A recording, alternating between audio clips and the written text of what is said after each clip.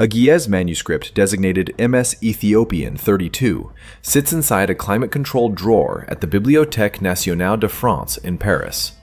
It has been restricted to credentialed scholars since 1974. Written requests for access are reviewed by institutional archivists. Most are denied within 30 days. Inside that codex, in the 22nd chapter, Enoch describes a single mountain in the west. One mountain. 4 hollow chambers beneath it, each separated by purpose, each sealed. The Council of Laodicea convened in 363 AD. They voted. They banned it, delisted it, called it spiritually dangerous.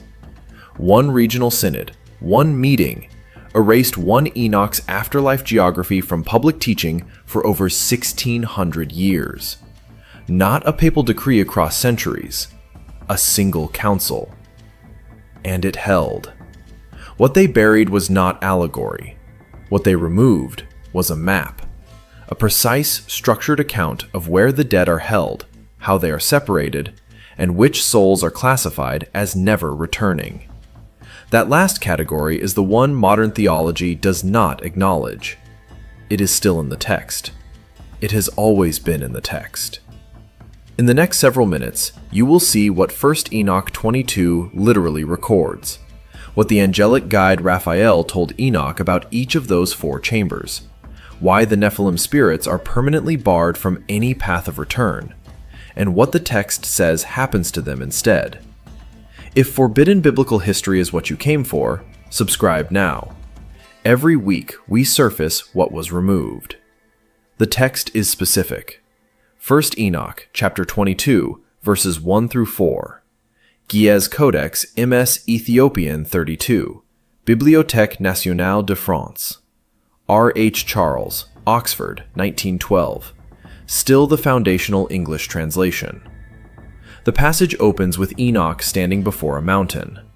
Not a range, one mountain. And inside it, 4 distinct hollow places, separated from one another, each holding a different class of the dead. The Guiez term Charles was working from is mahfad. It does not mean cave. It does not mean tomb. The root carries the sense of a sealed hollow formed for permanent assembly, a space carved and closed, designed not for passage, but for containment. The distinction matters. A tomb is temporary architecture. A mahfad is a final address. Charles renders the chambers as bright, dark, and divided by the sound of a spring.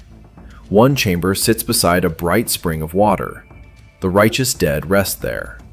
The other 3 hold categories that are separated by the nature of their death, their sin, and, critically, whether any return is possible for them at all. The text does not present this as a theological opinion. Raphael speaks it to Enoch as a physical briefing, a description of what is already in place. Here is where the knowledge problem becomes impossible to explain away. Enoch had no cartographic tradition for a structured underworld. The ancient Near Eastern afterlife, Sheol, the Mesopotamian Kur, was undifferentiated. One gray space, one shadow region, no separated chambers, no functional classification by moral category, no permanent bars on return for specific soul types. Enoch describes something that had no literary precedent and no cultural template. Yet he describes it with the precision of someone who has walked through it. That precision has a modern echo. Dr. Raymond Moody published his clinical survey of near-death experiences in 1975. His subjects, independently and without coordination, described structured holding regions, separated spaces encountered during clinical death, each populated by a distinct category of consciousness. Dr. Pim van Lommel followed in 2001, publishing in The Lancet a prospective study of 344 cardiac arrest survivors.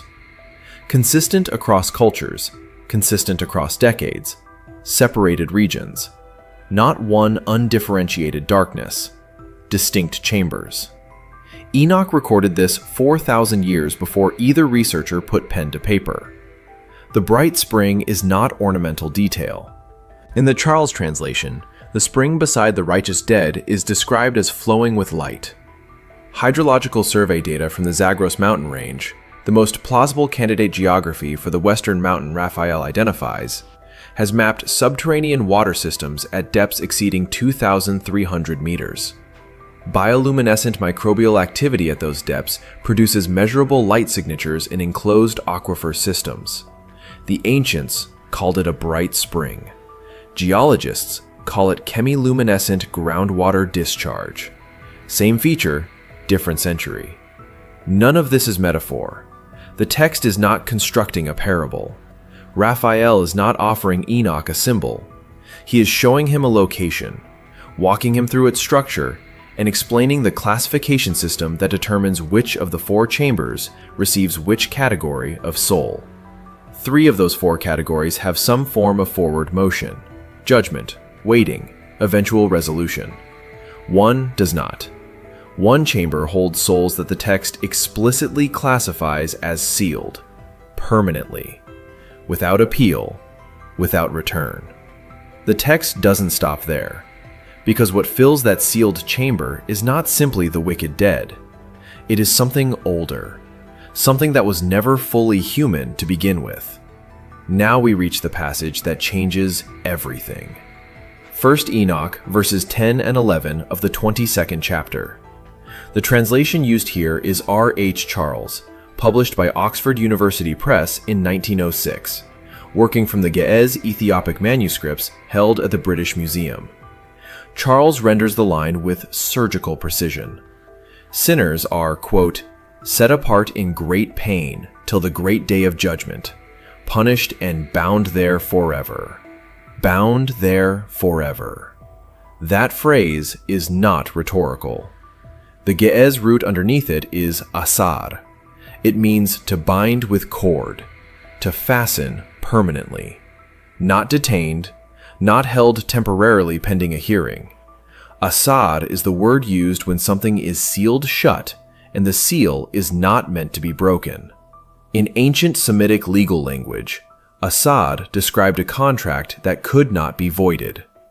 Enoch applies that same word to the condition of souls in the chamber of torment. Irrevocable, permanent, without appeal. And then the text adds a structural detail that should not exist in a document from this era. Enoch describes a fixed gulf between the chamber of rest and the chamber of torment, a physical separation built into the architecture of the mountain itself. No soul crosses it, not toward rest, not toward torment. The gulf is not a barrier that judgment might one day remove. It is the permanent condition of the place. He had no way to know this. No surveyor had mapped the afterlife. No traveler had returned with measurements. Yet the structural logic Enoch describes is internally consistent across every manuscript tradition that preserves this text. The gulf is not a metaphor. It is a load-bearing feature of the cosmology. Here is where the century bridge lands.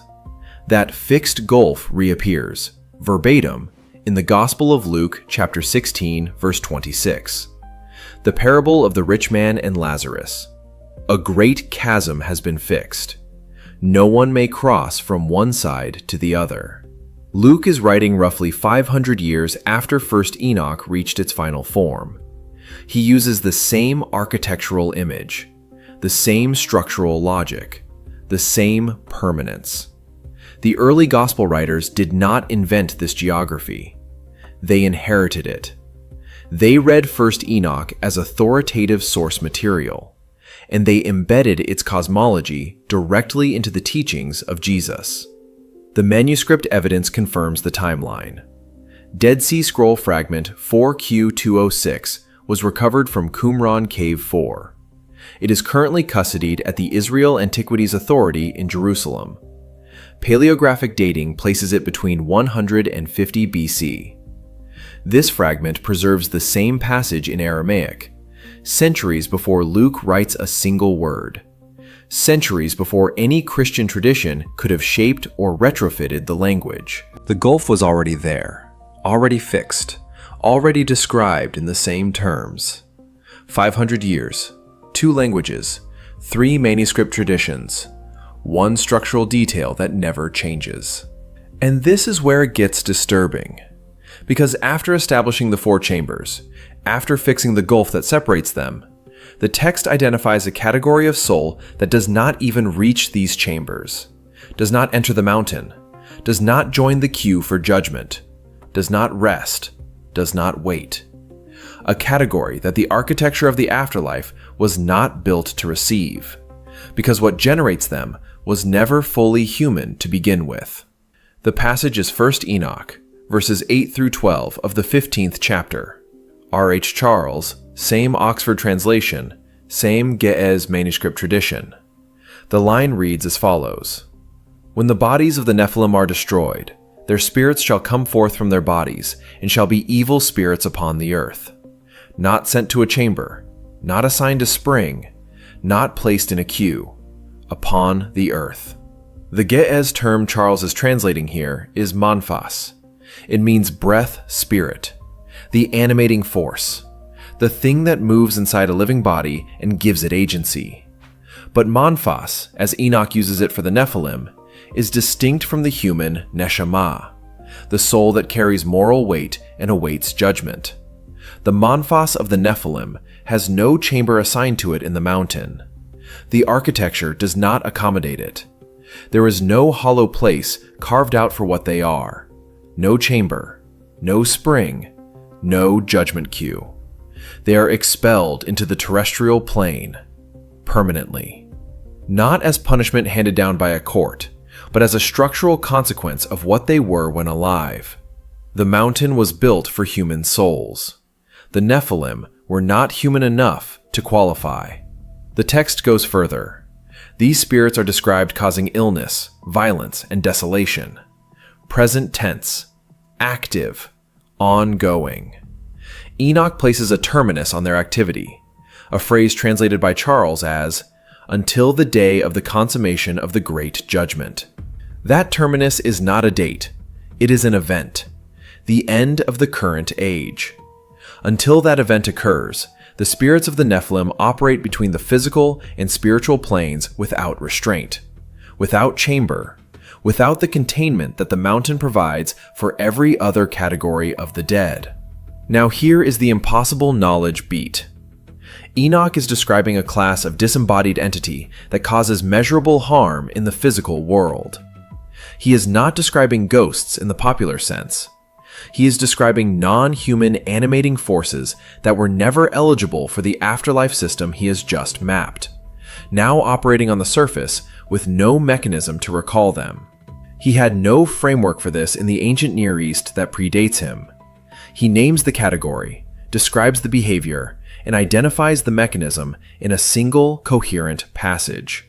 In 2018, neuroscientist Dr. Andrew Newberg at Thomas Jefferson University in Philadelphia published research documenting anomalous neurological events during reported episodes of spiritual oppression.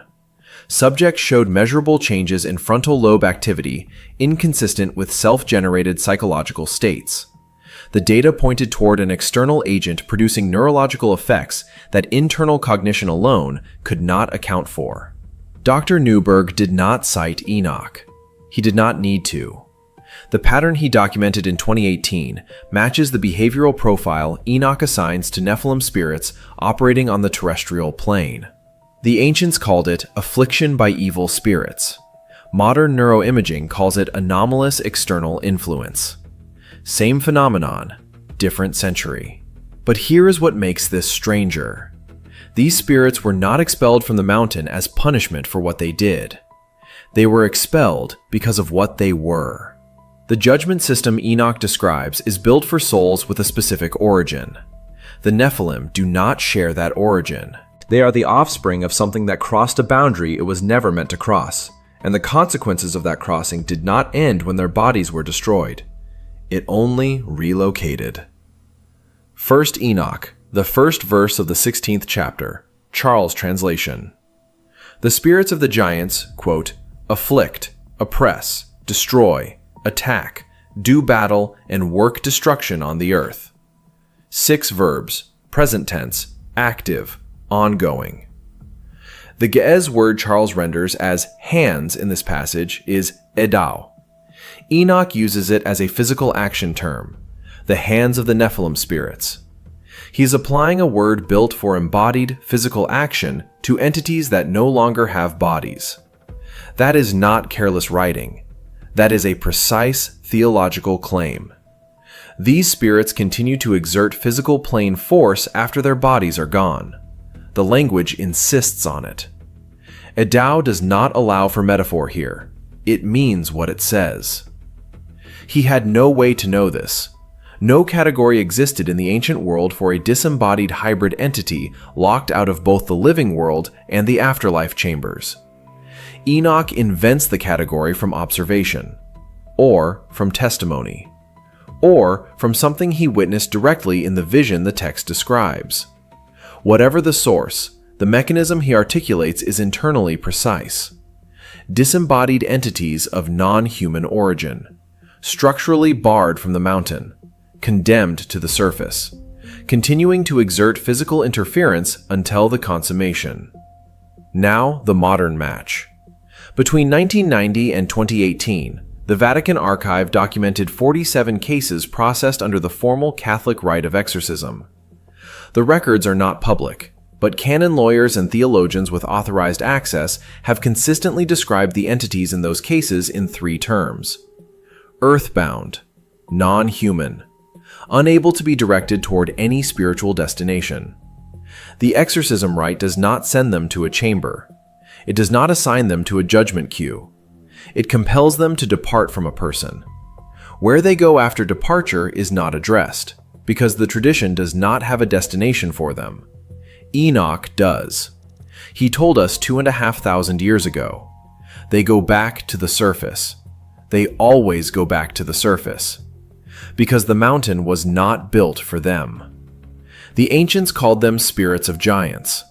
The Catholic Archive calls them unclean spirits. 47 documented cases across 28 years, processed by the oldest continuous institutional record keeper in Western history, describe the same behavioral profile Enoch assigns to Nephilim manfas. Same entities, different century. The one-way gate is the key to understanding why this matters. Human souls enter the four chambers. They wait. They are separated by category. They await the great judgment. The system is designed for them. The Nephilim spirits cannot enter. Not because a guard turns them away, because the structure itself does not accommodate what they are. They are condemned to the surface not by decree, but by architecture. And this is the weight of what was removed in 363 AD at the Council of Laodicea, when first Enoch was formally excluded from the biblical canon. What was buried was not mythology. What was buried was not primitive cosmology dressed up in angel language. What was buried was the operating manual, the document that explains the mechanism, the text that tells you what these forces are, why they are still here, why they cannot be sent back, and what the terminus of their activity actually looks like. The council called it unsuitable for public reading. The text itself tells you why that decision was convenient. What was removed in 363 AD was not a story. It was a map of what is still happening right now. MS Éthiopien 32 sits in the Bibliothèque nationale de France in Paris right now. Photographed, catalogued, cross-referenced with 4Q206 at the Israel Antiquities Authority in Jerusalem. Philip Schaff's 1890 compilation of Church Council records prints Canon 60 of Laodicea in full. Still in print, still verifiable today. The four hollow places, the bound sinners, the Nephilim spirits expelled with nowhere to return. All of it recorded, preserved, and publicly checkable. The council called it unsuitable. The text survived anyway. And the mechanism Enoch described, the separation, the binding, the one-way terminus, is not a past event. It is a present condition, still running. Read the text yourself and tell us below. What do you see in it? If what was removed from the canon still matters to you, subscribe.